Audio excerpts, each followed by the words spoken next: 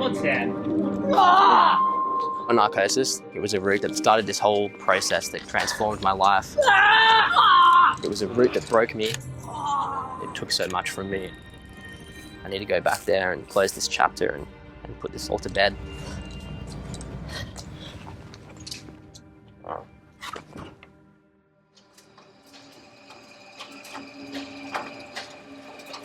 My name's Sam Gullifer.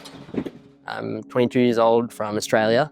I first got into climbing when I was about 12 years old. Then when I was about 15, some of my coaches introduced me to outdoor climbing. And when my brother got his license, then we started going to the Grampians a lot. It just got me so psyched on like hard sport climbing outdoors. Yeah, I was hooked.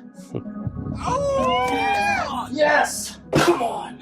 Through all of my youth climbing, I was pretty psyched on competing. I think outdoor climbing was always the thing and what I trained for and what I loved. Oh, it's time now. It's time. I can see the pocket now.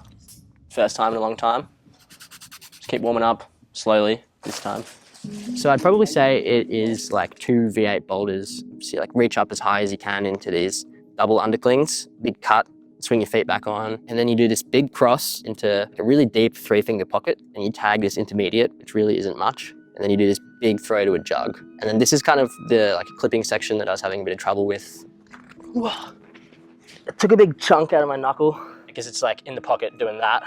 In the lead up to this trip in 2023, I had synovitis in my right middle finger. So I got about a 3-day course of Voltaren, and I wasn't kind of using it as a tool. I was using it to just kind of mask the pain and do what was giving me synovitis in the first place. First day of the trip, I got on the route and then I really thought it was going to go. And the second session is, where things kind of took a turn for the worse. I do the big cross into the deep pocket, go for the throw and miss the jug. And then I tried to come back and catch myself on this intermediate. It's just this super loud gunshot type snap. And I just scream, just a real different kind of pain, all the way from the tip of my finger, all the way up to my elbow. And then it all started. It was inspiring, honestly, standing under it with the intention of climbing it for the first time since it happened. I'm keen. I didn't know how bad it really was, and then it wasn't until we got the MRI results back that we had known that the pulleys were fine, but the actual tendon itself had snapped completely and it had retracted back into the middle of my palm. And you could actually see it.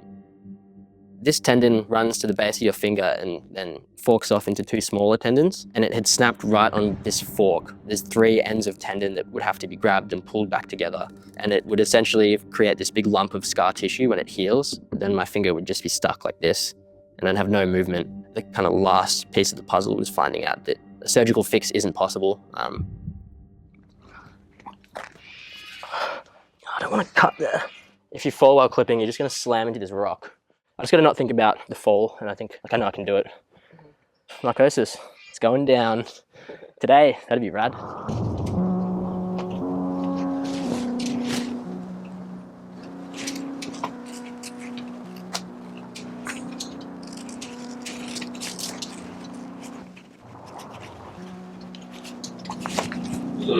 God, take. Fuck. Oh, that really fucking hurt. Started hurting my middle finger then. And then got to the point where, surgery's not an option. I need to learn how to climb on it again. So I went to the gym and pulled onto absolute jugs on a flat wall. I felt the muscle contract and pull the end of the tendon through the carpal tunnel of my hand. Just thinking like, whoa, I'm never going to be able to climb anything ever again. But I heard a quote at the time that you just need to focus on what you can do and not on what you can't do. And I just turned to running. And I just ran. And sometimes it was directionless and it was a form of meditation, and that's all I could do then. And then I started to get some rehab from hand therapists and physios. I was seeing my uncle, who's an osteo as well. He came up with the idea of almost trying to treat the finger as you would for a phantom limb syndrome patient. I was just getting to the point where I was willing to try anything. Just the thought of being able to bear down on a small crimp, I just wouldn't have that sensation in his hand again. And I just wonder whether I'd ever be able to get back there.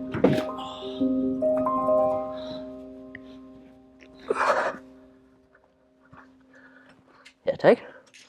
Oh, dude, that feels chill. Nice, man. The move that the injury happened, that felt better than I thought, actually. What it looks like when it goes into the pocket is that knuckle just flies up into the roof of it. I was quite scared to know what it felt like and to just commit to doing this big move. But I feel like having done that now, I've started to eliminate some of that doubt. I know I can do it, so I'm willing to put a bit more pressure on myself. And then you get to the halfway point, which is like a pretty good jug undercling. And then you do a big rollover to a pinch, you go above the pinch, and a big lock off to a pocket, and then you just launch to a pretty in-cut crimp, small jug. I thought if I would get through the first boulder, I would go to the top. And yeah, I just had a little bit of grief. Come on, Sam. Come on, try hard. Yes. No! Fuck! Fuck. Had my fingers in it. Come down, I'll just rest. Wow. Tomorrow. Yeah. My first attempt at coming back to climbing just ends in so much pain. But after a few days and after seeking some advice from people, I had about 4 weeks of gentle climbing before I had a trip to Southeast Asia planned, just expecting to go and have a good time. And I climbed a grade 20, then a grade 23, and I climbed a grade 25. And then it wasn't until the final 3 days of the trip, just with no pressure to get on this route Rammstein, I managed to actually ascend it. A month after the Southeast Asia trip, I was able to climb V6 in the gym. I started to realize that maybe I could think about getting back on some projects outdoors. No fucking way. Fuck yeah. And I got stronger in a lot of other different ways that could compensate for this finger injury. I felt back, like I felt ready to start chasing these goals that I had before the injury. Psyched. I feel like I've learned to listen to it, a bit more like in touch with how my body's feeling. I feel like that kind of doubt is gone pretty much. And I had my eye on this route called Cheese Monster. It was the hardest route I'd been on. And I managed to do it in about 5 or 6 burns over like 3 sessions. Yes! And that was just an unbelievable feeling. People were telling me that I'd probably never climb that hard again. It was certainly hard to hear that, but I think has really fueled this process that I've had coming back. Try hard. Come on. Being in denial and not really taking that for an answer, I think it really fed the fire to come back to the point where I'm at now. Come on. Come on.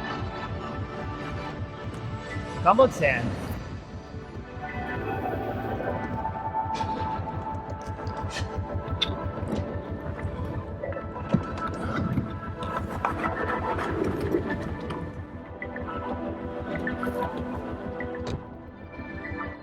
There was certainly some fear mentally of hopping back on narcosis, but now I definitely feel ready.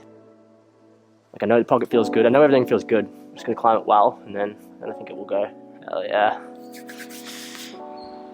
Ready?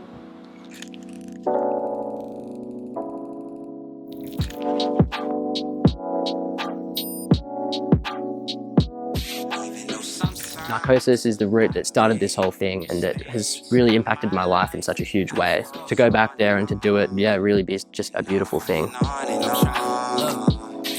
Hey, I got wisdom from my papa. He ain't have a lot of money, but he taught me how to keep the perfect posture. So folding under pressure, that ain't something that I'm about to. Crabs in the barrel, I'm just trying to be a lobster. I hit my cousin, told him to call. It has really changed me. Before the injury, I would put climbing pretty much above everything, and just training and getting stronger. It was just this real obsession. The smartest people be beefing like they some just doubting whether my goals were still attainable and whether this is still what I can do. Try really hard, drive through the leg, hit the jug, catch it, and then that's it. Come on, Sam.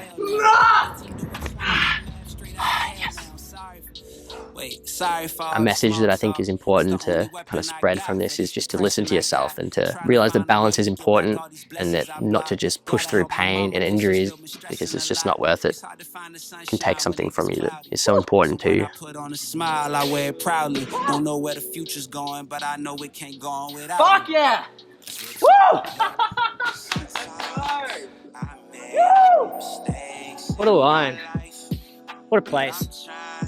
What a process. All the shit that came from this pocket.